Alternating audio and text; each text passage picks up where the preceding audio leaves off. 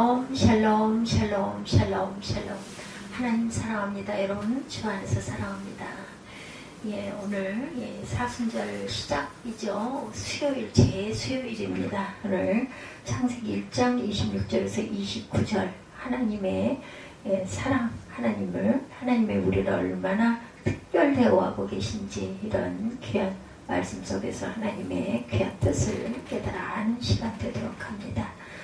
26절에서 29절까지죠. 하나님이 이르시되 우리의 형상을 따라 우리 모양대로 우리가 사람을 만들고 그로 바다의 물고기와 하늘의 새와 가축과 온 땅과 땅에 기는 모든 것을 다스리게 하자 하시고 이렇게 말씀하세요. 하나님 자기 형상 곧 하나님의 형상대로 사람을 창조하시되 남자와 여자를 창조하시고 하나님이 그들에게 복을 주시며 하나님이 그들에게 이르시되 생육하고 번성하여 땅에 충만하라. 땅을 정복하라. 바다의 물고기와 하늘의 새와 땅에 움직이는 모든 생물을 다스리라 하시니라. 하나님이 이르시되 내가 온 지면에 씨 맺는 모든 채소와 씨 가진 열매 맺는 모든 나무를 너에게 주노니 너희의 먹을 거리가 되리라. 또 땅의 모든 짐승과 하늘의 모든 새와 생명이 있어 땅에 기는 모든 것에게는 내가 모든 푸른 먹을 거리로 주노라 하시니 그대로 되니라. 하나님이 지으신 그 모든 것을 보시니 보시기에 심히 좋았더라. 저녁이 되고 아침이 되니는 여섯째 날이니라. 그래서 천지와 만물이 다 이루어지죠. 하나님이 자기 형상, 하나님의 형상대로 사람을 창조하시되 남자와 여자를 창조하시고 하나님이 그들에게 복을 주시며 이 모든 생물을 다스리라 하시니라. 사순절 예수님이 세상에 오셔서 받으실 고난을 생각하며 묵상하는 부활절 전 40일간을 말합니다. 기독교에서 이 사순절 절규 중에 절정이기도 하죠. 이 사순절이 절규 중에 절정입니다. 기독교에서 예수님의 고난은 핵심이고 근간이고 은총이고 하이라이트가 됩니다. 이 고난주간이 지나면 또한 우리 예수님의 부활절을 맞이하게 된다는 것을 알기에 사순절이 그렇게 절망적이고 슬프지만은 않습니다. 다만 하나님이 아들 예수를 보내셔서 우리의 생명을 건지려고 가진 고난을 받기 위해서 오셨다라는 것, 그리고 그 고난의 기간이라는 것을 우리가 깊이 거룩하게 묵상하는 그런 기간이 되어야 되겠다. 3세기까지는 부활절을 대비하기 위해서 2, 3일간 금식을 했고 사순절이 40일로 지켜지게 된 것은 기원 후 325년 니케아 교회법에 의해서 시작되었다고 전해지고 있습니다. 그리고 사순절을 40일로 규정한 것은 모세와 엘리야가 예수님이 40일간 금식 기도를 한 것에서 기인이 됐다고 해요. 동방교회에서는 사순절의 금식 기도를 토, 일요일을 제외하고 7주간 했고 서방교회에서도 6주간, 예루살렘 교회에서는 4세기 초부터 8주 동안 금식 기도를 했다고 합니다. 그리고 제수요일부터 사순절이 시작된 것은 7세기 라틴 교회에서부터 시작되었다고 전해지고 있어요. 그때 토요일과 일요일에는 물고기나 육식이나 달걀, 우유 이런 것들을 금지했다고 그러죠.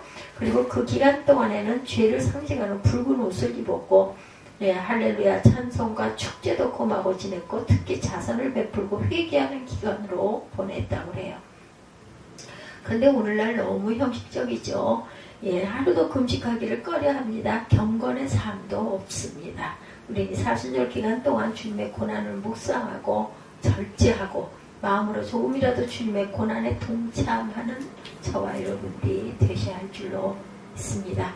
주님이 세상에 오시는 이유와 목적을 알았으면 좋겠어요. 오늘 읽은 부분은 하나님이 세상을 창조하시는 말씀이죠. 창조 과정을 살펴볼 때 특이한 사항을 가지고 발견하게 되는데 그것은 하나님의 세상을 지으실 때 인간을 가장 염두에 두고 중심에 두고 지으셨다라는 것. 인간을 지으실 때 하나님은 인간에게 특별한 의미를 두고 창조하셨어요. 그것은 성경을 통해서 발견하는 내용입니다. 인간을 정말 특별하게 구별해서 지으셨죠. 인간을 지으실 때 하나님의 형상을 따라 지으셨다. 여기 형상을 따라 지으셨다는 말은 하나님의 속성과 거룩성과 성교를 부여하여서 지으셨다라는 말씀입니다. 그리고 인간을 전체 세상의 주인으로 삼으셨어요. 이것은 인간에 대한 특별한 대우이다. 인간을 영광의 존재로 지으셨어요. 그것이 인간의 값이기도 합니다. 대우를 받는다는 것은 정말 좋은 일이죠. 행복한 일이고 감사한 일입니다. 누가 나를 알아준다는 것, 행복한 일입니다. 기분 좋은 일입니다. 어깨가 서는 일이죠. 하나님이 아담을 아주 소중한 존재로 지으셨어요. 아담을 특별 대우를 하셨다라는 것. 하나님의 형상을 따라서, 그 말은 아담을 지으시고 그 아담과 늘 대화하시고 교제하는 대상으로 지으셨다라는 뜻입니다. 그쯤 되면 인간의 수준이나 값을 우리가 알 수가 있겠죠. 아담을 그렇게 지으셨다면 하와는 또 얼마나 아름답게 지으셨겠습니까? 아담의 갈비를 뽑아 하와를 지으셨다 했는데 아담이 깨어나 보니 곁에 여인이 있었어요. 그 여인은 얼마나 아름다웠겠습니까? 인간이 하나도 없을 때였는데, 그죠? 그래서 일설에 의하면 아담이 하나님께 여쭙기를 이 여인을 내 아내로 주시는 것입니까? 하고 물었다고 하죠. 그리고 어떻게 내 아내를 이렇게 아름답게 지으셨어요? 하고 묻자 하나님께서 내가 바람 피우지 말라고 예쁘게 지었다라고 하셨다고 합니다. 우리는 그 아담의 후예들이죠. 하나님의 특별 대우를 받은 사람임에 틀림이 없습니다. 그것을 알면 우리 자신에게 부여된 영광 또한 알 수가 있겠죠. 인간에게 특별 대우를 하신 것은 인간이 특대우를 받을 만한 가치가 주어졌다라는 것이에요. 하나님을 위하여 인간은 그런 존재다. 우리는 인간에게 그런 값이 주어져 있다는 것을 알아야 돼요. 그래서 하나님은 너희는 천하보다 귀한 영혼이라고 말씀하십니다. 우리 모두가 예수와 같은 존재들이죠. 창세기 보면 그 하나님의 형상대로 사람을 창조하셨다 그래요. 그 말은 하나님이 인간을 지으실 때 예수와 같은 존재로 지으셨다라는 똑같이 지으셨다. 그리고 인간에게 큰 기대를 하십니다. 부모님들이 아기를 잉태했을 때 그런 소망을 품죠. 장차 이 아이가 큰 인물이 될 것임을 기대하고 태교, 그죠? 굉장히 좋은 것만 보고 좋은 생각만 하고 좋은 음악을 듣고 음식도 정말 가장 예쁘고 좋은 것으로만 취하고 이렇게 합니다. 인간을 하나님의 형상에 닮은 존재로 예수를 닮은 존재로 지으셨다. 그래서 하나님이 세상을 가장 아름다운 성결한 낙원으로 지으셨어요. 거기에 악이 없었고 죄가 없었고 독이 없었습니다. 완벽한 낙원이었고 천국이었다라는 것. 왜냐하면 예수를 닮고 예수님의 수준으로 지어진 인간이 살아갈 곳이었기 때문이겠죠. 우리 인간은 그런 존재로 지음을 받았어요. 하나님이 그만큼 인간에게 큰 뜻과 목적을 두셨습니다. 마치 모든 부모들이 아이를 잉태하거나 낳고 기대했듯이 말입니다. 창세기 1장과 2장에 나오는 내용이죠. 창세기 1장과 2장의 내용은 마치 천국의 귀한 은총이 임하는 그러한 곳으로 설명되어지고 있습니다. 가장 선한 모습, 하나님과 교제하는 인간의 모습을 그리고 있죠. 그 상태가 오래 계속되었으면 얼마나 좋았겠는가. 그것이 창세기 1장과 2장에서 전해주는 메시지입니다. 인간의 타락이 이루어지죠. 근데 그 인간이 그만 타락하고 말았어요. 그래서 하나님의 계획이 빗나간 것입니다. 온갖 기대를 모았던 자식이 성장해서 타락의 길을 걸어 부모의 기대가 어긋난 것과 똑같아요. 얼마나 청천벽력과 같고 얼마나 기가 막힌 사건인가. 그래서 성경에 보면 하나님의 단식하시는 말씀이 많이 나옵니다. 또 때로는 인간을 지으신 것을 후회하셨다라고도 하죠. 참 불행한 사태가 벌어졌어요. 그래서 창세기 3장은 불행의 장이에요. 3장에 보면 1절에 보면 뱀은 하고 시작을 합니다. 3장 1절을 다시 한번 보죠. 근데 뱀은 야훼 하나님이 지으신 들짐승 중에 가장 강교하니라. 뱀이 여자에게 물어 이르되 하나님이 참으로 너에게 동산 모든 나무의 열매를 먹지 말라 하시더냐. 이렇게 시작이 돼요.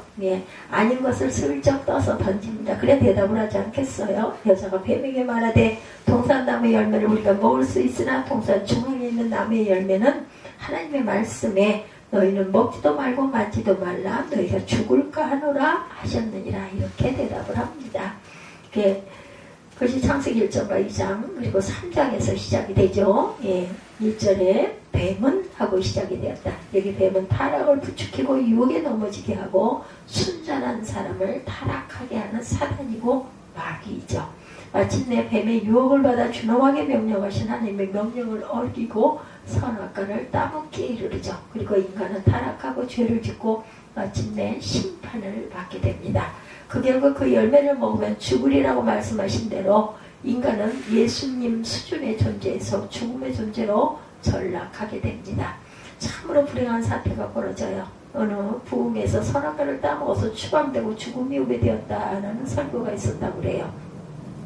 어느 불신 남편이 아내에게 끌려 처음 부흥에 와서 이야기를 듣고 집에 가다가 한숨을 내쉬며 말하더랍니다. 미친놈, 선악과가 다 익어서 떨어질 때까지 기다렸다가 떨어지면 주워 먹었으면 아무 일이 없었을 것을 왜 익지도 않은 열매를 따먹고 난리야. 좀 기다렸다가 익어서 떨어져서 주워 먹었더라면 괜찮았을걸. 이렇게 생각을 했다는 거죠. 근데 그것을 기다리지 못하고 그만 따먹고 말았다. 그 결과 인간은 그 열매를 먹으면 죽는다는 말씀대로 죽어야 했다는 거죠. 하나님은 그 아담 뇌를 당장 죽이지 않으시고 임시로 옷을 만들어 원하시는 그 입히시고 겨우 현장 죽음을 유예하고 미뤄주셨다라는 거예요. 네, 그것을 그리고 아담 뇌는 앞으로 죽을 것이라는 선고를 받고 죽음을 생각하며 언젠가 죽어야 한다는 강박관념을 가지고 살게 되었다라는 거. 그리고 그 후예들은 우리들도 모두 오늘날 언젠가는 죽어야 한다는 강박관념 때문에 마음 졸이고 살아가고 있다. 참으로 불행한 사건이고 불행한 일이죠. 없었더라면 좋았을 것을. 어떤 남편이 도대체 떨어지면 먹든지 말든지 하지. 이것도 정말 그 은혜를 받은 거예요. 그렇죠? 안타까웠던 거죠. 아담 뇌는 하나님의 기대를 저버립니다. 그 결과 그 좋은 특대우를 스스로 포기하고 상실하고 말았다. 그래서 인간은 죽음을 걱정해야 됐다라는 것입니다. 병들고 실패하고 먹고 살기 위해서 땀을 흘려야 했어요. 아주 비참한 존재로 추락하고 맙니다. 그것도 타의에 의해서가 아니라 자의로 스스로 자신들이 그런 우를 범하게 되었다. 그 결과 하나님의 인간을 지으신 것을 후회하십니다. 인간과 하나님 사이에 이젠 장벽이 생겼어요.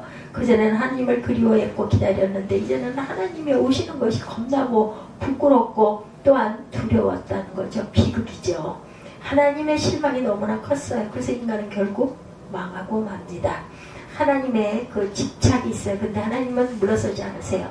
인간을 향해서 기대를 저버리시도 포기하시도 방치하시도 않고 인간의 회복을 기대하시죠. 그래서 하나님이 인간을 다시 회복시키시기 위해서 두 가지 방법을 사용합니다. 하나는 예수를 세상에 보내신 일. 하나님의 예수를 왜 세상에 보내셨는가? 그것은 인간을 다시 회복시키시려고 보내신 것이다. 다시 회복시키셔서 하나님과의 관계를 회복하고 인간을 죽음에서 건지기 위해서. 인간을 다시 회복시키려면 누군가 죄값을 치러야 되죠. 그래서 세상에 예수를 보내신 거죠. 그래서 누구든지 그를 믿으면 멸망치 않고 구원을 얻고 영생을 얻으리라고 하셨어요. 또 예수님을 오셔서 나를 믿는 자는 하나님을 믿는 것이고 나를 본 자는 하나님을 본 자라 말씀합니다. 그 말은 내가 주님을 믿는 순간 내가 다시 영적으로 회복되고 잃어버렸던 하나님의 형상을 회복하고 어두워진 내 눈이 뜨여지고 하나님 나라를 볼 수 있게 된다는 거죠. 그러면 타락한 인간이 원래 잃어버린 하나님의 형상을 회복하게 될 수 있다는 말입니다. 그러니까 하나님은 인간을 포기하신 것이 아니다. 자녀들이 죄를 짓고 타락하고 탕자가 되어서 집을 나가면 여러분들 어떠시겠어요? 얼마나 가슴이 무너지겠어요? 그렇죠? 그렇다고 그 자식을 포기하고 너는 내 자식이 아니야 하고 정말 모르는 사람이 되겠습니까? 그렇지 않죠. 늘 가슴이 아프겠죠. 모든 부모들이 한결같이 다시 자식을 회복시키려고 무엇인가를 하려고 할 것입니다. 그것이 부모의 마음입니다.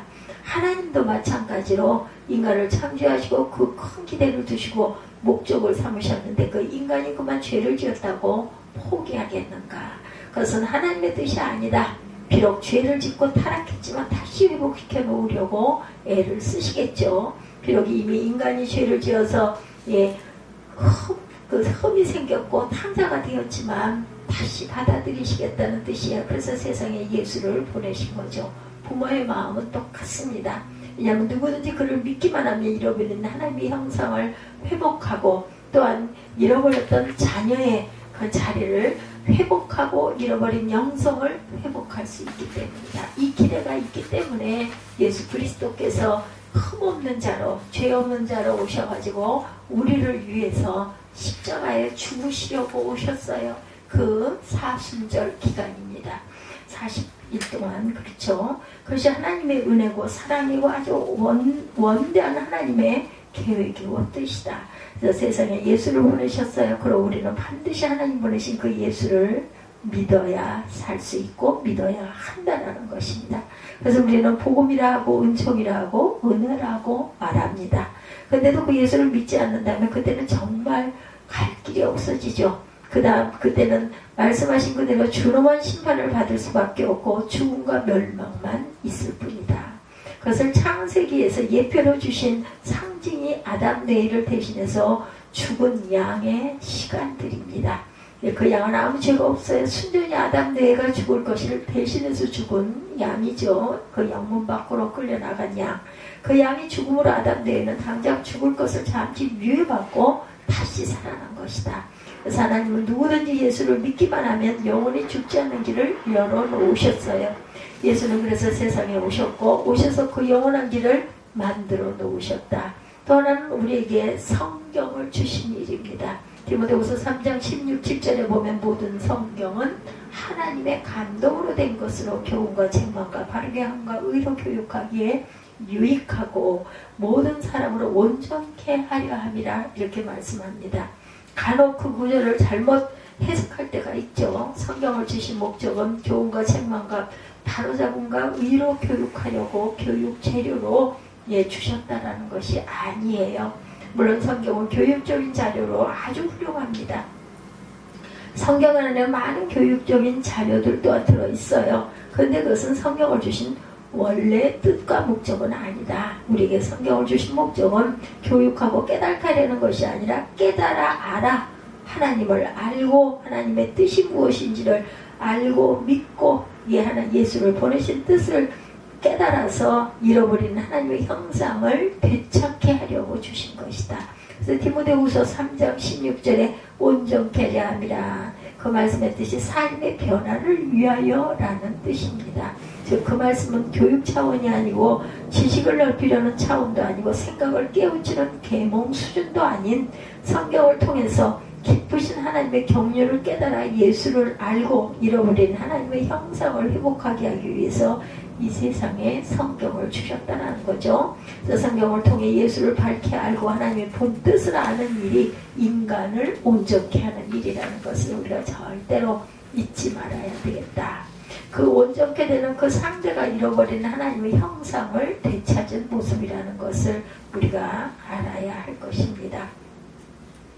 인간으로 말하면 죄를 짓기 이전에 에덴에서의 상태, 완전한 상태, 아무 흠도 없는 온전한 상태.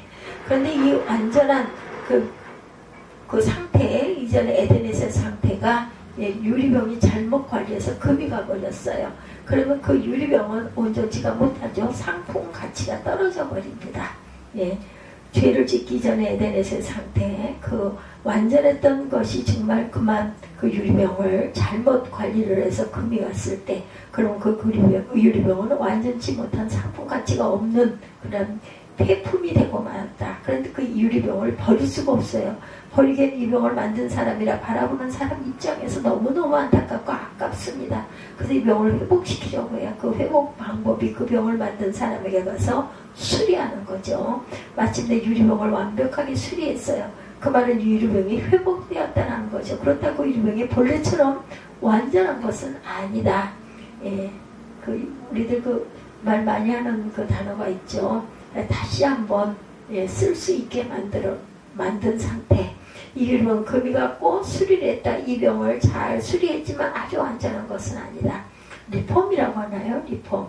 다만 그 상태가 온전에 가까울 뿐이다. 하나님이 타락하고 죄를 지은 우리를 온전케 하신다는 말은 우리를 그렇게 수리하신다라는 것. 그래서 하나님은 이 세상에 예수를 보내셨고 성경을 주셨어요. 왜냐하면 우리를 다시 회복시켜서 온전케 하기 위함이라. 그래서 우리 그리스도인들에게는 한 가지 원대한 목표가 있습니다. 그 목표는 우리들이 위대한 십자가, 그 성자가 되는 것이 아니고 위대한 철학자가 되는 것이 아니고 위대한 인격자가 되는 일도 아니고 우리의 가장 분명하고 확실한 목표는 우리의 모델 되시는 예수를 닮아가는 일이다. 내가 예수 안에서 은혜를 입고 영성을 회복하고 잃어버린 나의 본 모습만 하나님의 형상을 회복하는 것이 우리의 신앙의 목표고 목적이고 하나님의 뜻을 이루는 것이다. 그래서 하나님은 세상에 예수를 보내신 것이고 성경을 주셨어요. 하나님 우리를 포기하지 않으십니다. 기대를 저버리지 않으십니다. 지금도 여전히 우리를 기대하십니다. 그래서 누구든지 예수를 알고 믿기를 원하시죠. 그를 믿기만 하면 버리지 않고 포기하지 않고 잃어버린 하나님의 형상을 회복시켜 주시겠다고 말씀하세요. 그래서 당신의 자녀를 삼으시겠다라고 이렇게 말씀하십니다. 생각하는 그 하나님의 은혜가 한이 없으신 것이죠. 그 깊이와 넓이와 규모가 우리가 상상하는 것과는 비교가 되지 않는다.